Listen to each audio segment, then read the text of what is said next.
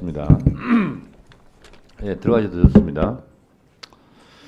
방금 대통령실에서 아마 우리 법사위를 겨냥하고 한 말인 것 같은데, 대통령실 김여사 도이치모터스 23억 수익 사실 아니야. 호도시 엄정 대응. 대통령실 관계자 발로 이런 기사가 나왔어요. 유감스럽습니다. 그리고 이거에 대해서 뭐라고 했냐면 1심과 2심 재판부는 수익 산정이 불가능하고 시세 조정 행위와의 인과관계가 없다고 판단했다고 말했다. 이 관계자는 또 도이치모터스 관련 수익을 얼마로 파악하고 있느냐는 질문엔 답변 드릴 수 있는 상황이 아니다. 아니 23억이 아니라고 그러면 얼마를 벌었냐 그러면 답변을 해야 될 거 아니에요. 그거는 답변 드릴 상황이 아니라고 이런 주장을 하고 있어요. 그리고 네, 이게 지금 우리 법사위를 겨냥했다고 제가 판단하기 때문에 드리는 말씀이고, 그리고 제가 좀 이따 총장한테 물어보겠는데요. 23억은 2002년 문재인 정부 때 검찰 수사팀이 한국거래소 심리분석 결과를 바탕으로 1심 재판부에 낸 의견에 불과하다. 그러면 검찰이 윤석열 정부 검찰 따로 있고, 문재인 정부 검찰 따로 있고, 이명박 박근혜 정부 검찰 따로 있고, 그렇습니까? 박성재 장관도 잠깐 기다리세요. 문재인 정부, 노무현 정부 때 다 검사했어요. 심우정 검사도 마찬가지예요. 그런데 마치 시간을 건너뛰어서 문재인 정부 때 검찰은 다 나쁜 사람들이고 그 사람들이 한 것이기 때문에 믿을 수가 없다? 이러면 대한민국 검찰 조직을 부정하는 거죠. 그래서 심우정 검찰총장님, 예. 이런 대통령실의 대응에 대해서 어떻게 생각하세요? 검찰을 모욕하는 거예요, 이거는.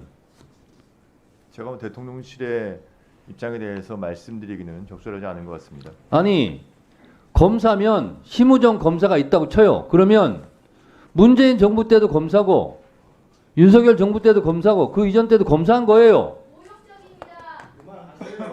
이런 대통령실에 이런 발표가 어디 있어요? 그래서 유상범 간사는 용산 대통령실 편드는 거예요? 제가 법사위를 겨냥해서 이렇게 하기 때문에 대통령실에서 엄정 대응한다고 그러는데 국회에서도 엄정 대응하겠습니다. 이런 막말이 어디 있어요? 문재인 정부 검사 때 검사가 낸 의견에 불과하다? 그런데 그럼 23억 안 벌었다고 그러니 그럼 얼마 벌었냐? 그건 답변 드릴 상황이 아니다. 이런 게 어디 있냐고요.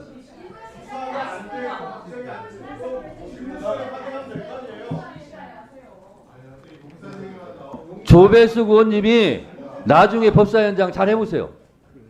위원장이 기계입니까? 위원장이 기계예요? 국민이 화낼 일이죠. 그러니까요. 질의하실 시간에 하십시오. 뭡니까 이게? 이게 질입니까? 위원장으로서 의사 진행하는 거예요. 그거는 제가 판단합니다.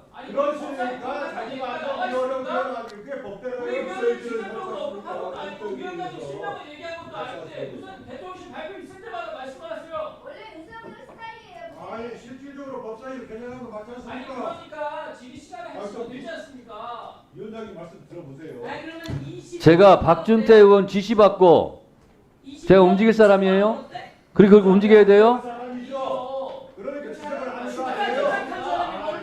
자, 유상범 간사, 박준태 의원, 조배수 의원님 끼어들기 하지 말라고 할 때 그러면 안 끼어들겠습니다 하고 안 끼어들었어요? 다들 조용히 하세요. 이거는 대통령실이 국민을 완전 무시하는 행위고 국회를 능멸하는 일이에요. 수고하셨습니다. 예, 들어가셔도 좋습니다. 방금 대통령실에서 아마 우리 법사위를 겨냥하고 한 말인 것 같은데, 대통령실 김여사 도이치모터스 23억 수익 사실 아니야. 호도시 엄정 대응. 대통령실 관계자 발로 이런 기사가 나왔어요. 유감스럽습니다. 그리고 이거에 대해서 뭐라고 했냐면 1심과 2심 재판부는 수익 산정이 불가능하고 시세 조정 행위와의 인과관계가 없다고 판단했다고 말했다. 이 관계자는 또 도이치모터스 관련 수익을 얼마로 파악하고 있느냐는 질문엔 답변 드릴 수 있는 상황이 아니다. 아니 23억이 아니라고 그러면 얼마를 벌었냐 그러면 답변을 해야 될 거 아니에요. 그거는 답변 드릴 상황이 아니라고 이런 주장을 하고 있어요. 그리고 네, 이게 지금 우리 법사위를 겨냥했다고 제가 판단하기 때문에 드리는 말씀이고, 그리고 제가 좀 이따 총장한테 물어보겠는데요. 23억은 2002년 문재인 정부 때 검찰 수사팀이 한국거래소 심리 분석 결과를 바탕으로 1심 재판부에 낸 의견에 불과하다. 그러면 검찰이 윤석열 정부 검찰 따로 있고 문재인 정부 검찰 따로 있고 이명박 박근혜 정부 검찰 따로 있고 그렇습니까? 박성재 장관도 잠깐 기다리세요. 문재인 정부, 노무현 정부 때 다 검사했어요. 심우정 검사도 마찬가지예요. 그런데 마치 시간을 건너뛰어서 문재인 정부 때 검찰은 다 나쁜 사람들이고 그 사람들이 한 것이기 때문에 믿을 수가 없다? 이러면 대한민국 검찰 조직을 부정하는 거죠. 그래서 심우정 검찰총장님, 예. 이런 대통령실의 대응에 대해서 어떻게 생각하세요? 검찰을 모욕하는 거예요, 이거는. 제가 뭐 대통령실의 입장에 대해서 말씀드리기는 적절하지 않은 것 같습니다. 아니, 검사면 심우정 검사가 있다고 쳐요. 그러면 문재인 정부 때도 검사고 윤석열 정부 때도 검사고 그 이전 때도 검사한 거예요. 이런 대통령실에 이런 발표가 어디 있어요? 그래서 유상범 간사는 용산 대통령실 편드는 거예요? 제가 법사위를 겨냥해서 이렇게 하기 때문에 대통령실에서 엄정 대응한다고 그러는데 국회에서도 엄정 대응하겠습니다. 이런 막말이 어디 있어요? 문재인 정부 검사 때 검사가 낸 의견에 불과하다? 그런데 그럼 23억 안 벌었다고 그러니 그럼 얼마 벌었냐? 그건 답변 드릴 상황이 아니다. 이런 게 어디 있냐고요.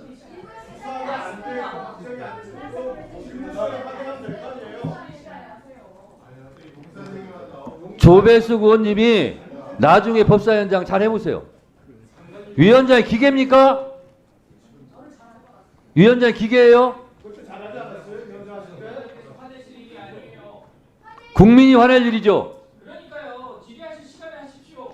뭡니까 이게? 이게 질입니까? 위원장으로서 의사 진행하는 거예요. 그거는 제가 판단합니다.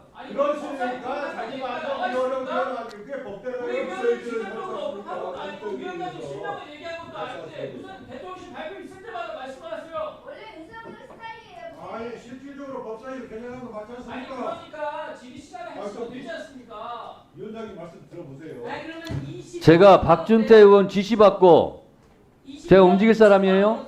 그렇게 움직여야 돼요? 그러니까 지적을 하는 거 아니에요? 자, 유상범 간사, 박준태 의원, 조배숙 의원님 끼어들기 하지 말라고 할 때 그러면 안 끼어들겠습니다 하고 안 끼어들었어요? 다른 사람 얘기할 때 한 번도 안 끼어들었어요. 다들 조용히 하세요. 그래서 잘못된 거 지적해. 이거는 대통령실이 국민을 내가 언제 지금 오늘 한 완전 무시하는 행위고 국회를 능멸하는 일이에요. 오늘 안 했잖아. 오늘 안 했다는 거야? 김승원 간사님 질의하세요. 또 질의하도록 하겠습니다. 대한민국은 주가 조작의 나라인가? 전직 대통령도 주가 조작범이었고 현직 대통령 부인도 주가 조작범 혐의를 받고 있습니다. 김건희 여사의 도이치모터스 주가 조작 의혹을 검찰이 털어준 것은 사법 정의 질서를 흐트렸다는 것도 대단히 큰 문제이지만 한국 주식시장을 교란시키고 한국의 경제 발전을 막는 매우 위험하고도 국익에 반하는 일을 했다 이렇게 생각합니다. 주식시장은 신뢰가 생명입니다. 주가 조작을 하는 대한민국 증시에 뛰어들 외국 자본이 있겠습니까?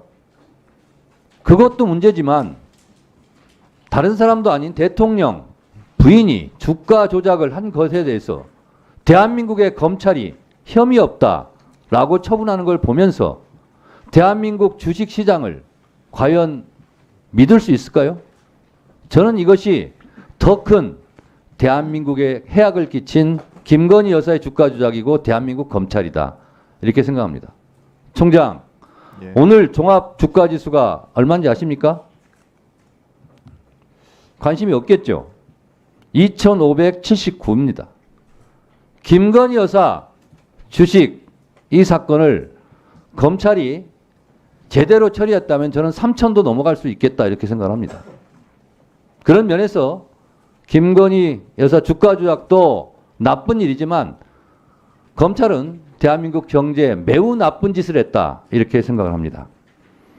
김건희를 위한 검찰의 불기소 변명문을 하나 읽어드리도록 하겠습니다. 총장 잘 들으세요. 2010년 11월 1일 3,300개 8만 개 검찰은 권오수 측의 연락을 받고 매도 주문을 냈다고 추정되지만 권오수가 매도 요청했다는 사실을 부인하고 있고 도이치모터스 주식이 상승세여서 이 부분이 중요합니다. 상승세여서 매도 적기였기 때문에 권오수 등과 공모하여 시세 조정 등 범행에 가담했다고 단정하기 어렵다라고 했습니다. 눈물겼습니다. 대한민국 검찰이 언제부터 범죄 혐의자의 말을 받아쓰기 100점 합니까? 주식이 상승세에서 매도 적기였기 때문에 매도했다는 겁니다. 지금. 진실을 매도하지 마세요. 자, 그러면 검찰이 적어도 이런 변명과 거짓말이 맞으려면 다음 질문에 답해야 됩니다. 김건희 씨는요. 그 매도한 날 8만 주 3,300에 매도한 날 같은 날 다시 주식을 사들여요. 매도에 적기여서 매도했다고 변명을 해줬는데 미안하게도 그날 김건희 여사는 다시 주식을 삽니다. 얼마에 사냐?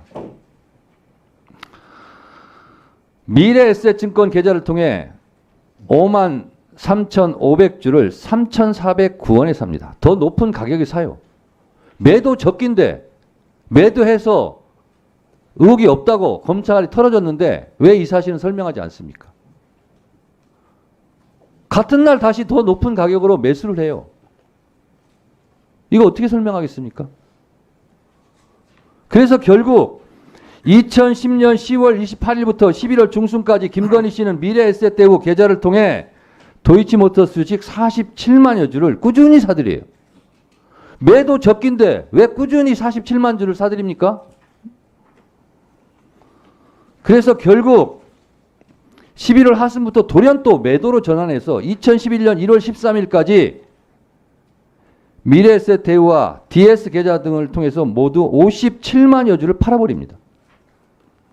그래서 얼마를 벌었느냐?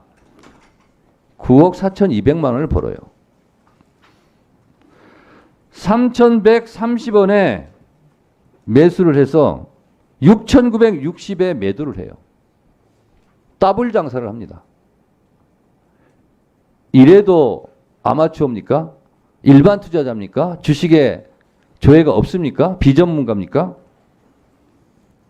이렇게 해서 돈을 벌어요. 9억 4,200을. 김건희 여사는 고스톱으로 치면 타짜고요. 야구로 치면 KBO 타율상감이에요. 우사인 볼트가 100m 세계 신기록이 9초 58인데 김건희 여사는 7초 만에 이걸 다 매도 매수 다 합니다. 매도를 해요. 건사인 볼트입니까? 이걸 어떻게 검찰이 나쁘끄럽게 이런 변명문을 써줍니까? 윤석열 정권은 양평고속도로 종점 변경 사건, 디올백, 명태균 공천장사 의혹 등 지금요 정권을 잡은 게 아니라 이권을 잡았어요. 김건희 여사 23억 벌었죠.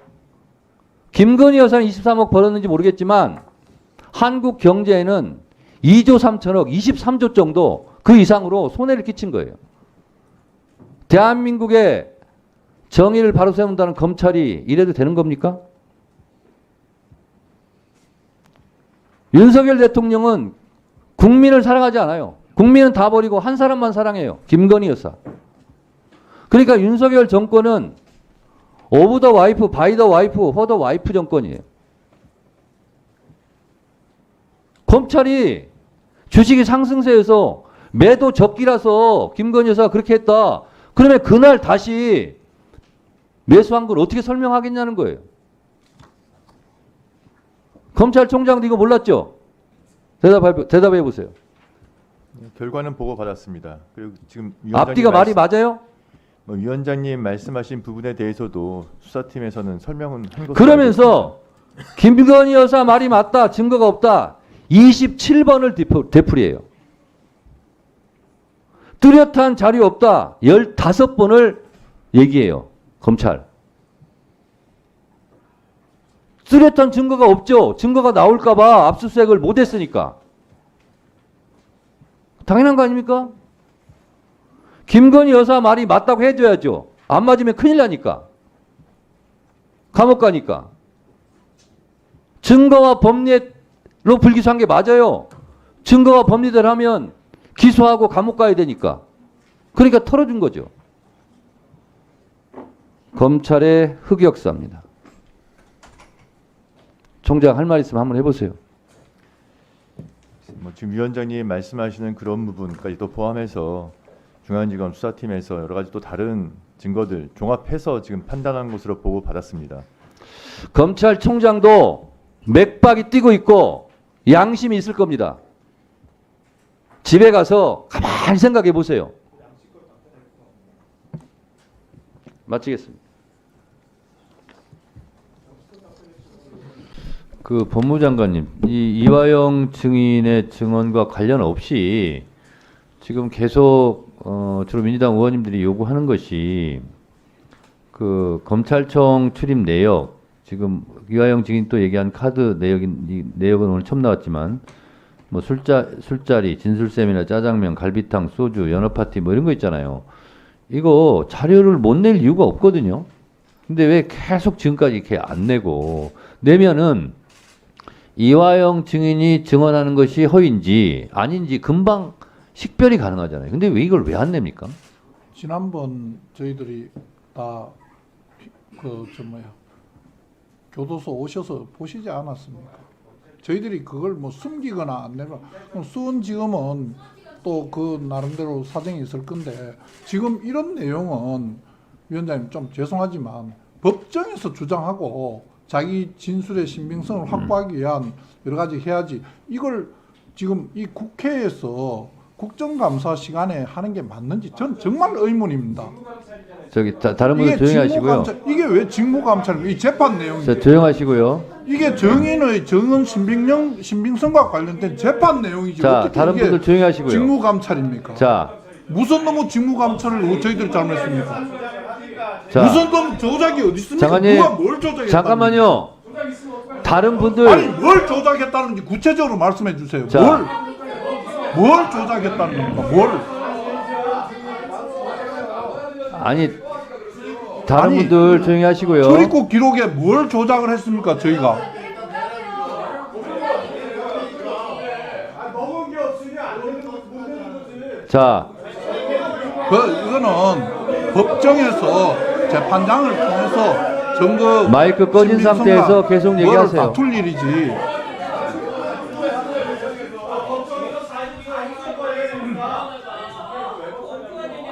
재판관을 어떻게 하냐고.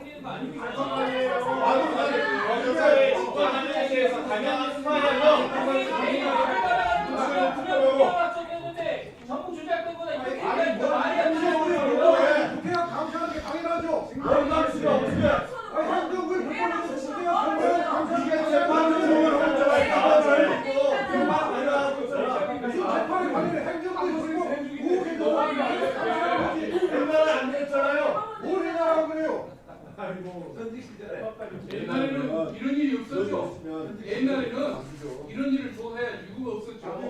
여기 안 보셨어요? 네? 아니 금방 다 주작이 드러났잖아요. 그러니까 그러니까 당황하시는 것 그 같아. 마법은 의미를 받이었고 인권을 침해를 받이었으니까. 자 계속 남에도 이권 침해가 있어요. 계속 격렬하게 빨리 말씀해 주세요. 쪽 위한 시간 계속 드리겠습니다. 위원장님만 말씀하시면 헷갈리게 돼. 아니 되게 당황하신 것 같아. 미호남이 그날 그 자리에 없었다고 하는 이런 행사 주최자의 말이 행사장은 있으니까. 일어나면 없었다고 얘기하잖아요 이미. 행사장이 일어나면 없었다고 얘기하잖아. 그러니까요.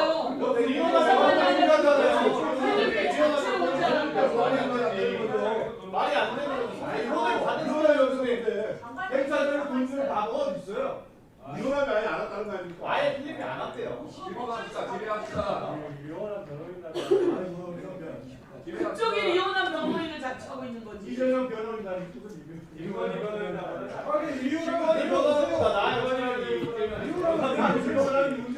김건희 여사 부끄러워서 변호하기도 쉽잖아.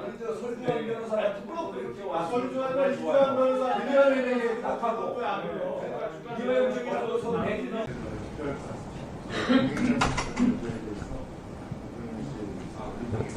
네 잠깐만요. 제가 지금 서울지방법원장님 네. 답변과 연관돼서 위원장으로서 한 말씀 드립니다. 이 법사위에 출석하는 우리 기관 증인들께서 대체적으로 답변을 수사 중이기 때문에 답변하는 것은 적절치 않습니다. 재판 중이기 때문에 답변 드린 것은 적절치 않습니다. 보통 지금까지는 이렇게 답변을 해왔습니다. 그런데 국회 증언감정법이나 국정감사 및 조사에 관한 법률에 보면 특히 국정감사 및 조사에 관한 법률에 보면 제8조에 조사의 한계 이렇게 되어 있습니다. 거기는 재판에 영향을 끼쳐서는 아니 된다 하는 취지로 있는데 국회법 해설에는 그러함에도 불구하고 국회의원의 의정활동, 정치적 책임 추궁에 관해서는 재판 중이라 하더라도 그것을 질문할 수 있고 답변해야 한다. 이렇게 국회법 해설이 되어 있습니다. 그래서 재판 중인 사건이라면서 답변을 피해가는 것은 국회법, 국정감사법의 취지에는 적절하지 않다 하는 점을 말씀드리면서 이 취지에 맞게 답변을 해 주실 것을 말씀드리고요. 네. 어떤 거? 우리가 몇 차례 얘기해서 제가 정리된 거 아니에요? 네. 네, 한 말씀 더 하세요. 자, 들어보세요. 자, 위원장님 말씀하신 대로 국회법의 해설서에 보면 증언 감정에 관한 법률 또 거기 그 사조에 보면 증언과 관련돼서 분명히 직무상 비밀에 속한다는 이유로 증언이나 서류의 제출을 거부할 수 없다고 돼 있고 이와 관련돼서 질문에 그 국회법상에는 수사 중이거나 재판 중인 사안에 대해서 질문을 할 수 있다. 단 거기에 보면 진상규명 또는 정치적 입장 이런 거와 관련돼서 할 수는 있다고 되어 있습니다. 즉 이 법에 근거해서 재판 중이나 수사 중인 사건에 대해서 국회 차원에서 질문을 할 수 있다. 그러나 우리가 여기서 중요한 부분이 뭐냐면 국정감사법에 보면 8조에 조사의 한계가 나옵니다. 비록 그렇게 질문은 가능하지만 그 조사가 수사나 재판에 관여할 목적이 되어서는 안 된다고 하는 부분입니다. 그러면 이 기관 증인으로 오신 분들은 그에 관련돼서 이 사안이 내가 답변을 하면 이것이 수사나 재판에 관여할 목적이 될 수 있다고 판단한다면 그럼 거기에 맞게 답을 하실 수밖에 없게 되어 있습니다. 만일 중앙법원장이 방금 김영민 위원장께서 물어본 이런 구체적 사건에 대한 질문에 대해서 만일 재판부의 판단에 대한 판결문에 대해서 그것이 당부를 언급하는 순간 그 자체가 재판에 관여할 목적으로 이용될 수밖에 없는 겁니다. 그렇지 않겠어요? 그렇기 때문에 지금 위원장께서는 이 부분에 대해서 질문을 하면 반드시 답변을 해야 된다고 말씀을 하시나 실제로 그 한계로 인해서 우리 증인들은 그 부분에 대해서는 구체적 사안에 대해서는 답변을 해서는 안 된다고 하는 것이 지금까지 해석이었고 또 그것이 오랫동안 우리 법사위에서 법원, 검찰에서 나오신 기관 증인들이 답변한 내용입니다. 즉, 방금 이와 같은 질문에 대해서 만일 우리 법원장이 그 구체적 판결문 내용을 모르는 상태로 마치 그 김영민 의원의 질문이 타당하다고 답을 하는 그 순간에 결국은 재판 자체가 뭐 잘못됐다고 판단하든지 검찰의 수사가 잘못됐다고 결론이 나지든지 이건 이 자체 그 답변만으로 수사와 재판에 관여가 되는 겁니다. 그렇기 때문에 지금까지 모든 그 기관 증인들 답변이 그렇게 갈 수밖에 없는 것이 타당하다는 말씀. 자, 그러니까 정리해서 말씀드리겠습니다. 그 판사님들 앞에서 제가 법을 얘기해서 일단 죄송합니다만 국회법 관련해서 말씀드리면 증언 거부 같은 경우는 형사소송법 제148조, 149조에 의해서만 증언을 거부할 수 있습니다. 그런데 형사소송법 148조와 149조는 실제로 공익상 필요하다면 증언을 거부할 수 없다. 이렇게 돼 있고요. 이게 그리고 국정감사가 사익이 아니라 공익이기 때문에 148조, 149조에도 불구하고 증언을 거부할 수가 없는 거고요. 선서 또한 그렇습니다. 그리고 자료 제출 같은 경우는 외교, 군사, 대북관계 이 관계가 외부로 공개될 경우 국익 침해가 명백하다고 판단될 경우 해당 부서의 장이 5일 이내에 소명한 경우만 자료 제출을 거부할 수 있습니다. 따라서 외교, 국방, 대북관계, 이 국가 안보에 관한 사항은 5일 전에 소명하지 않으면 제출을 해야 됩니다. 그리고 국회 국정감사법 조사의 한계가 있습니다. 그런데 그 조사의 한계에도 불구하고 제가 읽어드리겠습니다. 국정감사 및 조사에 관한 법률 제8조 감사 또는 조사의 한계에 대해서 말씀드리겠습니다. 이와 관련하여 재판이 진행 중인 사건에 대하여 국회가 국정감사 및 조사를 할 수 없는지가 문제가 될 수 있는데 입법 취지상 국회가 독자적인 진상규명, 정치적 책임 추궁, 의정자료 수집 등의 목적으로 적법한 절차에 따라 국정감사 및 조사를 진행한다면 같은 사건에 대하여 재판이 진행되고 있다고 하더라도 국정감사 및 조사의 대상이 될 수 있다. 이렇게 되어 있습니다. 국정감사 및 조사의 대상이 될 수 있다는 것은 국회의원들의 질문만 그러하다는 것이 아니라 답변까지 그러하다는 겁니다. 유상범 간사는 이것을 소극적으로 보수적으로 해석해서 국회의원들은 그래 질문권이 있다. 질문할 수 있다. 그러나 기관 증인들은 틀리다, 다르다 이렇게 말씀하시는데 국정감사의 조사의 대상이 된다는 것은 조사의 대상이라는 것은 질문과 답변을 같이 포함하는 겁니다. 국정감사의 대상은 질문만 해당되는 건 아니지 않습니까? 그래서 답변까지 포함된다 하는 것이 국회법 해설이다라는 점을 말씀드립니다.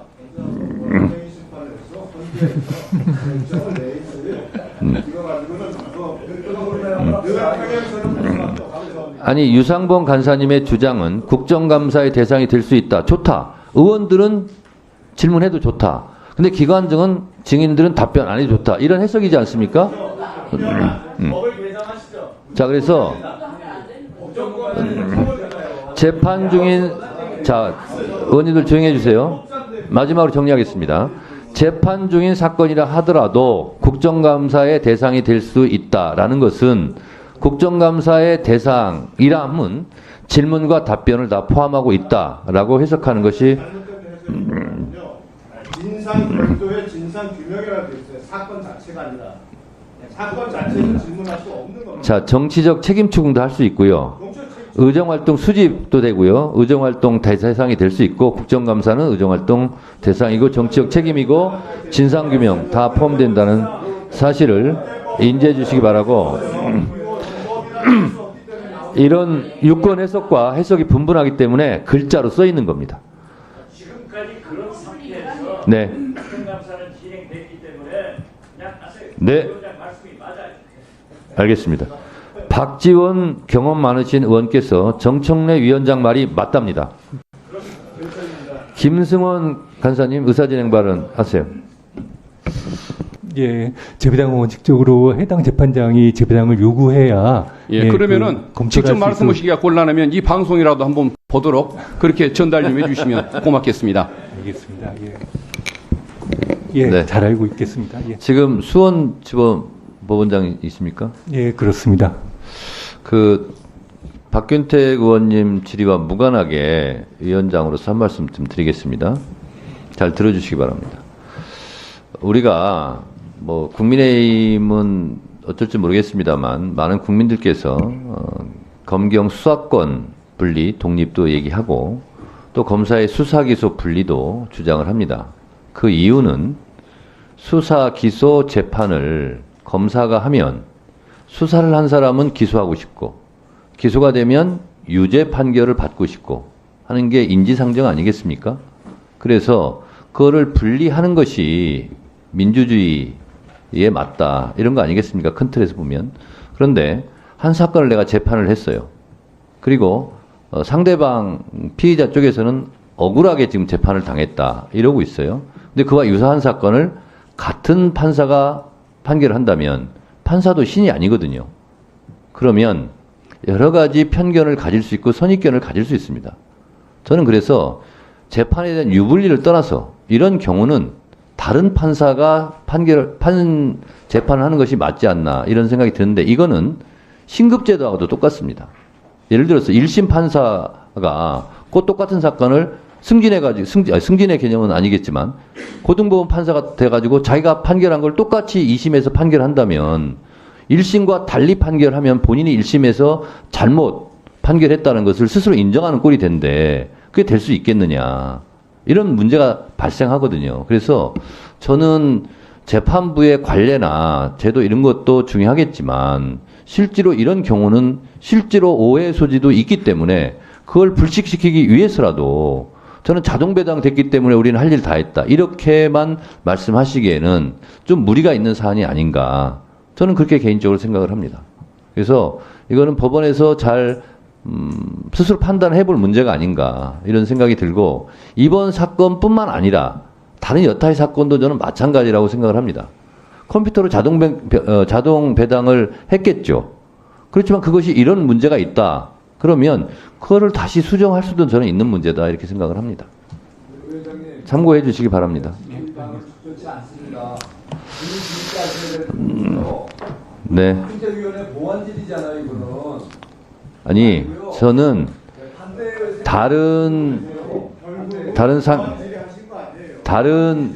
제가 오늘만 이런 얘기를 한 게 아니고요. 언제든 아니면 대법원이 할 때 이런 얘기를 몇 차례 한 적이 있습니다. 네. 그래서 오해는 없기 바랍니다. 박준태 의원님, 네, 질의하세요. 그러니까 뭐 이 사건 아시지만 달리 볼 수도 있어요. 오히려 공정한 판단을 위해서. 자, 박준태 의원님 질의하세요. 사료를 본 분이 계속 받는. 지금 이분은 위원장에게 발언권을 얻지 않고 그냥 막 얘기하는 거니까요. 예. 그거는 자제하시고요. 박준태 의원님 질의하세요. 법원 원장님. 만약에 고등학교 선생님이 있습니다. 근데 수능시험 감독관에 이제 들어갑니다. 자동 배정을 했어요. 근데 하필이면 그 본인의 딸인 아들이 시험 보는 교실에 자동 배정이 됐습니다. 시험 감독관으로. 그러면 자동 배당됐으니까 난 아무 문제 없다. 내가 내 딸인 아들이 시험 보는 그 교실에 가서 시험 감독관을 하겠다. 그러면 의심의 여지, 오해 소지가 있습니까? 없습니까? 오해 소지가 있을 수 있습니다. 네, 그렇습니다. 그러니까 이 수원지법에서 자동 배당했다고 그것이 모든 것에 방패가 될 수 없고 맞는 키가 될 수는 없습니다. 저는 이것은 상식적인 문제이고 인지상정의 문제이다. 저는 그렇게 생각을 합니다. 참고하셨으면 좋겠습니다. 제가 인지상정, 상식을 제가 얘기하는 겁니다. 박준태 우리 의원님은 국민의힘 의원님 중에서 비교적 건강한 상식을 가진 분으로 생각하고 있습니다. 잠시 감사를 중지하였다가 2시 30분에 감사를 계속하도록 하겠습니다. 감사 중 동행명령장을 발부한 국회, 특히 우리 법사위 결정에 대해서 차마 입에 담을 수 없는 그런 모욕적인 발언을 했습니다. 국감을 진흙탕에 몰아넣기 위한 구태 정치쇼를 하고 있다. 심지어는 폭력적인 정치 행태라고 이렇게 표현을 했습니다. 비난을 했습니다. 이는 국회뿐만 아니라 국민에 대한 도전이자 항명입니다. 그리고 사실 이 대통령실의 브리핑은 대통령실이 김건희 여사의 동행명령장 수령을 고의로 거부했다는 것을 자백한 그런 꼴입니다. 분명히 법은 국회 증가법 13조 2항에서 증인이 동행명령을 거부하거나 고의로 동행명령장 수령을 회피하거나 또는 제3자로 하여금 동행명령장 집행을 방해하도록 한 때에는 5년 이하의 징역에 처한다고 규정하고 있습니다. 어제 김건희 여사 행태는 명백하게 동행명령장을 고의로 수령 회피한 것이고 또 대통령실 직원, 경호처 직원, 심지어는 경찰들로 하여금 동행명령장 집행을 방해하도록 하였습니다. 이와 같은 김건희 여사와 대통령실의 위법 행위에 대해서는 더 이상 묵과할 수 없습니다. 위원장님, 동행명령장 집행을 고의로 방해하고 수령을 회피한 김건희 여사와 성명불상 대통령실 관계자들 그리고 경찰 공무원에 대해서 우리 위원회 의결로 국회 증감법에 따라 고발할 수 있도록 검토해 주시기를 적극적으로 요청드립니다. 김승원 간사님 의사 진행 발언에 대해서 의사 진행을 하고 있는 위원장으로서 답변 드립니다. 저도 지금 속보를 보고 있는데 대통령실 김여사 동행 명령장 망신주기 구태 정치쇼 정혜전 대통령실 대변이 이런 막말을 쏟아냈는데요. 대통령 부인을 망신주고 진흙탕에 몰아넣기 위한 구태 정치쇼의 전형이다. 이 말은 이렇게 돌려드리겠습니다. 대통령 부인이 국회에서 동행 명령장을 발부받을 만큼 국민들에게 망신을 주고 진흙탕으로 국정을 몰고 간 김건희 여사가 스스로 반성할 일이다 이렇게 생각을 하고요.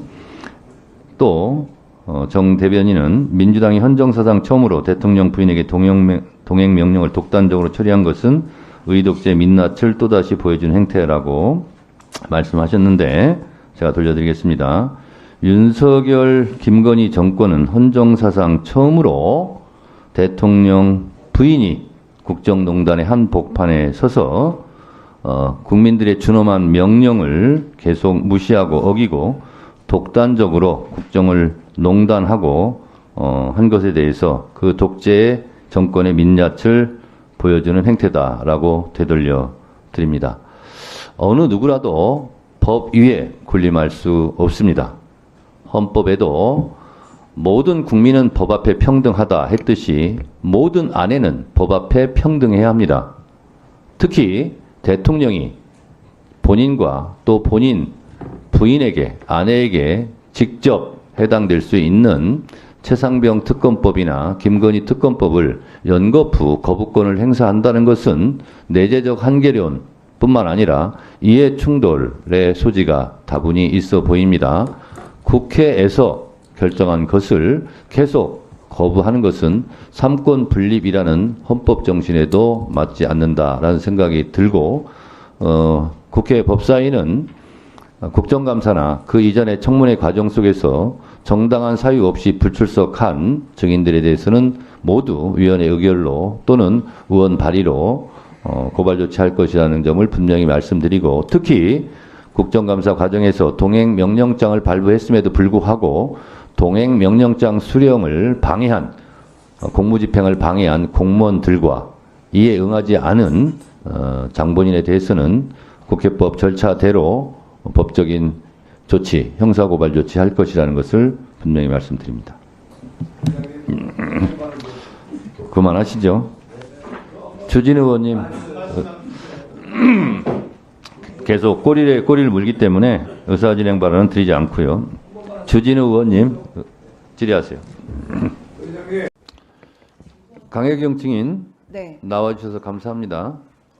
방금 직전에 오마이뉴스 단독 기사로 뜬 걸 제가 또 충격적인 사실을 알려드리겠습니다. 제목: 명태균 검찰 조사 삐딱하면 여사 공적 대화 다 풀어내야지. 이게 협박이죠 지금.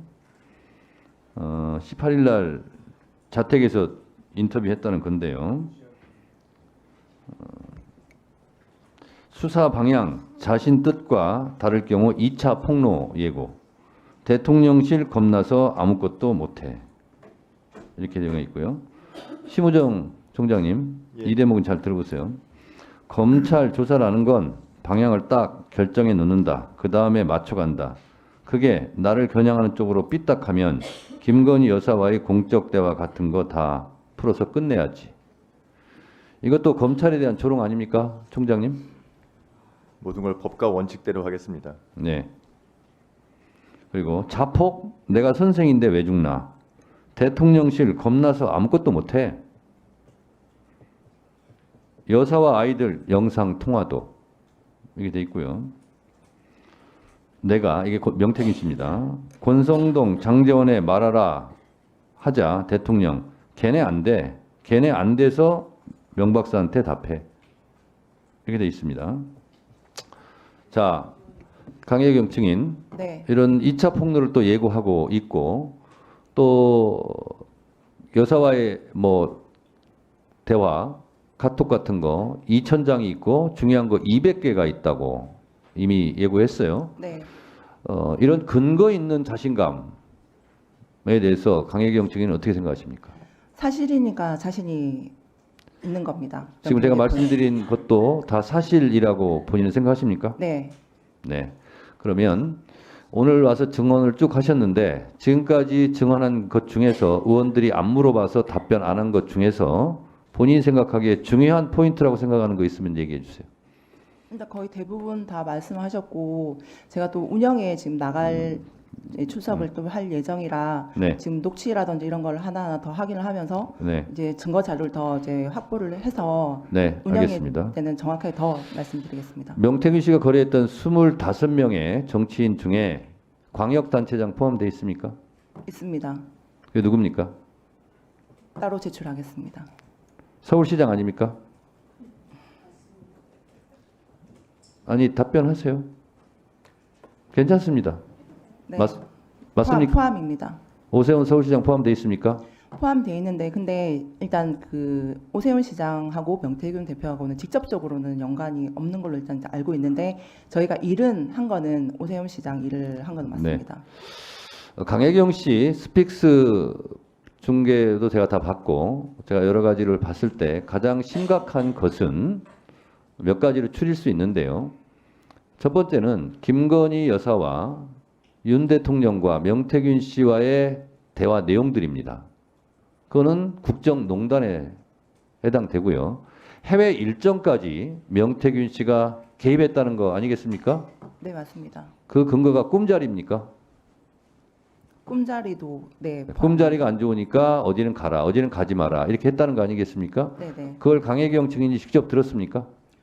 명태균 대표가 그러니까 김 여사한테 하는 그 똑같은 시기에 저한테도 얘기를 했었습니다. 그 얘기를 들을 때 이거 국정농단이다 이런 생각은 당시에 안 했습니까? 네, 당시에는 그렇게 생각을 못했습니다. 지금 생각해 보니 국정농단일 수 있다 이렇게 생각하십니까? 네네. 또 하나는 여론조사를 계약서 없이 어쨌든 3억 7,500입니까? 3억 7,520만 원. 3억 7,500만 원어치 했는데 결국은 비용은 발생했고 누군가는 그 비용을 대야 되는데 명태균 씨는 강혜경 씨에게 청구서 만들어라라고 지시했습니까? 네, 지시했습니다. 그래서 만들어줬습니까? 네, 만들어서 드렸습니다. 그래서 아까 비행기표까지 증거로 제시했죠? 네, 맞습니다. 근데 못 받아왔죠? 네. 그러면 국민의힘 대선 후보 회계장부에는 이게 안 올라가 있다는 거고 그런 비용을 써서 여론조사를 해서 참고를 했다는 거잖아요. 네. 그러면 이것은 회계장부 조작이 될 수 있어요. 그러면 대선 무효까지 갈 수 있는 거거든요. 이것이 매우 중대한 위법행위다 이렇게 생각하는데 본인도 그렇게 생각하시나요? 네. 그렇습니까? 네, 네. 본인이 그 명세서는 작성했으니까 누구보다도 그 근거는 다 가지고 계시겠죠? 네, 그렇습니다. 그 자료를 법사위의 위원장한테 제출할 수 있습니까? 네, 제출하겠습니다. 예, 제출을 해주시기 바랍니다. 네, 맞습니다. 그리고 2,000개가 있다, 200개가 있고 한 달이면 하야한다 이런 얘기를 했는데 그럴 만한 것이 있다고 생각이 되십니까? 네. 그 중에 혹시 알고 있는 게 있습니까? 정확하게 알지는 못하는데 명태균 대표가 뭐 허풍쟁이라거나 사기꾼은 절대 아닙니다. 네. 네, 좋습니다. 그만큼의 증거를 다 확보하고 있을 거라고 생각합니다. 네, 김영선과 명태균 씨의 관계에서 갑이 명태균 씨 같은데 도대체 두 사람은 왜 이런 관계가 형성된 겁니까? 일단 김영선 전 의원 입장에서는 본인을 이제 공천을 받아온 거에 대해서 제일 크게 그 영향이 작용이 된 것 같습니다. 그렇습니까? 네. 네, 잘 알겠습니다.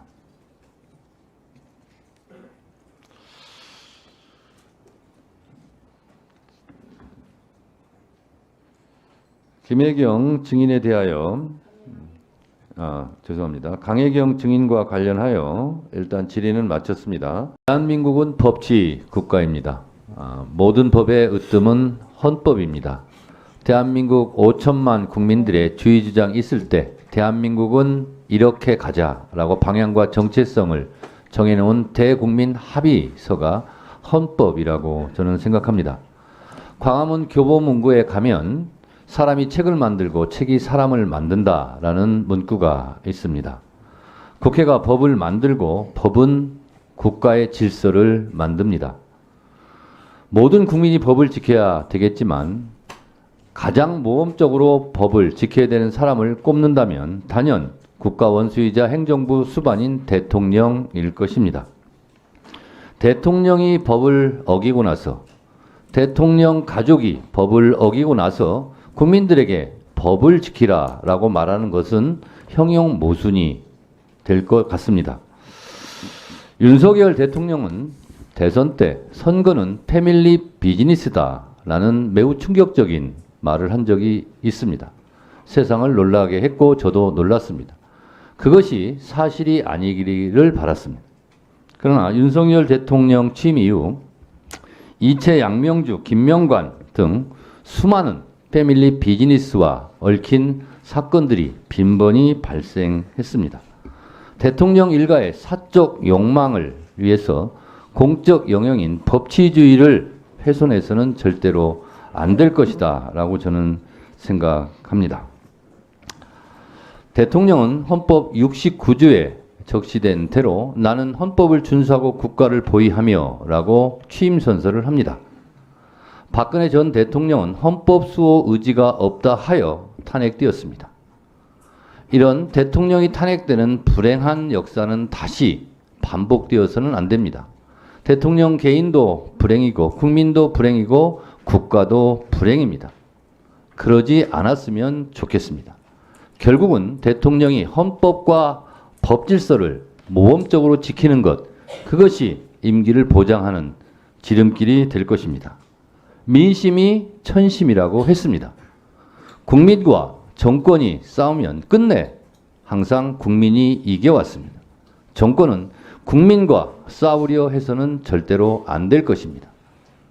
순천자는 흥하고 역천자는 망한다고 했습니다. 이 상식적이고 평범한 진리를 윤석열 정권이 명심하고 역사의 교훈을 가슴속에 새기는 그러한 법사위의 국정감사가 되었으면 좋겠다 하는 바람이 위원장으로서 마지막 발언입니다. 감사합니다.